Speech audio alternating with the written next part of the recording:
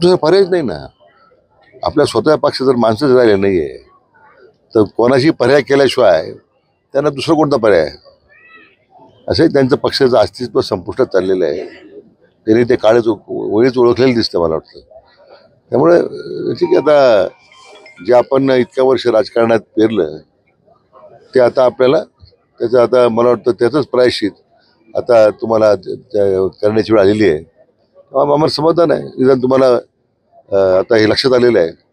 मग राधाकृष्ण विखे पाटील यांनी शरद पवारांवरती जे विधान केलेलं आहे कसं आपण पाहता त्या विधानाकडे एकूणच त्यांनी पक्ष संपल्याचा आरोप केला.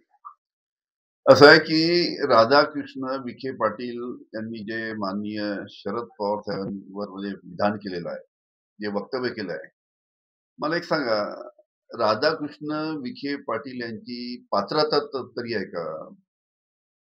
माननीय शरद पवार साहेबांवर टीका करायची त्यांची पात्रता आहे का? अरे राधाकृष्ण विखे पाटील हे सत्तेसाठी नैतिकता, तत्व, निष्ठा गहाण करून भारतीय जनता पार्टीत गेलेले आहे. आणि राहिला आता प्रश्न माननीय शरद पवार साहेबांच्या पक्षाच्या अस्तित्वाचा, ते तर पवार साहेबांच्या राष्ट्रवादी काँग्रेसनी लोकसभेच्या निवडणुकीमध्ये निलेश लंकेच्या माध्यमातून राधाकृष्ण विखे पाटील यांना दाखवून दिलेलं आहे.